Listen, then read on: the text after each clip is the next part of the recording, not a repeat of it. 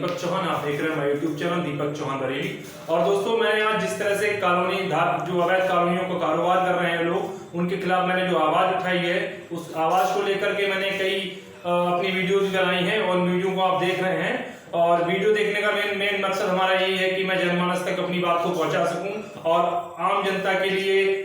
इसके रास्ते खोल सकूं कि आप जहां कॉलोनी ले रहे हैं या अवैध रूप से जहां कॉलोनियां बनाई जा रही हैं, उनमें आप जो कॉलोनी में जो प्लॉट ले रहे हैं, वो प्लॉट बहुत ही आपके लिए नुकसानदेह हो सकता है। कभी भी आपको आने वाले समय में प्रशासनिक अधिकारी या कोई भी उसे गिरा सकते हैं। दोस्तों मैं सबसे पहले मैं आपको बताना चाहूंगा, क्योंकि जो एक होता है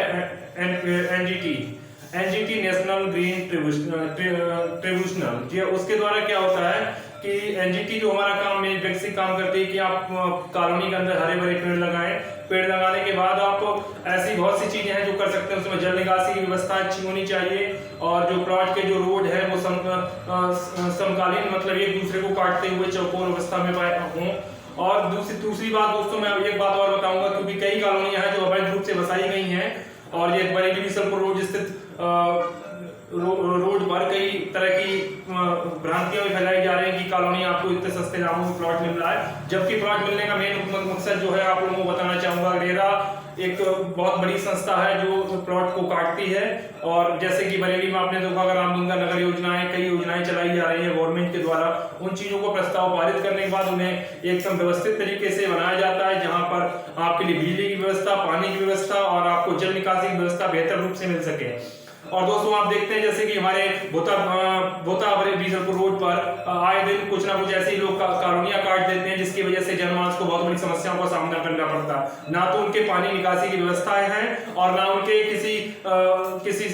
लाइट की व्यवस्थाएं, ना जनसेट की कोई व्यवस्थाएं, ऐसी कोई व्यवस्थाएं भी वहां पर नहीं है। और जबकि राष्ट्रीय हरित अधिकरण का बहुत लंबे समय से उसका धज्जियां उड़ाई जा रही हैं। कहा जाए तो मुझे ये कहते हुए बड़ी शर्म लगती है, क्योंकि आए दिन कोई न कोई गांव से आया हुआ व्यक्ति उन जगहों पर अपना प्लाट ले लेता है और प्लाट लेने के बाद उन चीजों को बेच देता है और वो दूसरे या तीसरे व्यक्ति ऐसे चलता रहता है उसका केस। जबकि जब लास्ट में जब जिसके नाम आता है, अगर कहीं धोखे से कभी किसी अधिकारीगण की या डीएम या एसडीएम साहब की कभी कोई नजर आप पे पड़े, तो आपको खुद ही इसका अंदाजा हो जाएगा कि आपने कहाँ प्लॉट लिया है। सबसे पहले दोस्तों मैं आपको बताऊंगा, क्योंकि जो ये कॉलोनी धारक हैं ये अवैध रूप से कहा जाए तो कई चीजें ऐसी कर रहे हैं जिसकी वजह से लोगों को बहुत बड़ी परेशानियां हो रही हैं। सबसे पहले तो ये लोग स्टाम्प चोरी का जो मामला है उसको लेकर के मैंने एसडीएम और डीएम बरेली को इस संबंध में ज्ञापन भी दिया है और बताया भी है उनको कि इस संबंध में, क्योंकि हमारे बरेली बिशनपुर स्थित रोड पर अवैध कॉलोनियां काटी जा रही हैं, जिसके संबंध में मैंने आला अधिकारियों को भी सूचित किया है। और कहा जाए तो नेशनल ट्रिब्यूनल में एनजीटी में भी इसका केस फाइल किया है, जबकि केस फाइल होने के बाद इन्होंने कई हरे भरे वृक्षों को भी काटा है, जिसके द्वारा ये अवैध खनन करके उनको मिट्टी को उसमें डाल रहे हैं और मिट्टी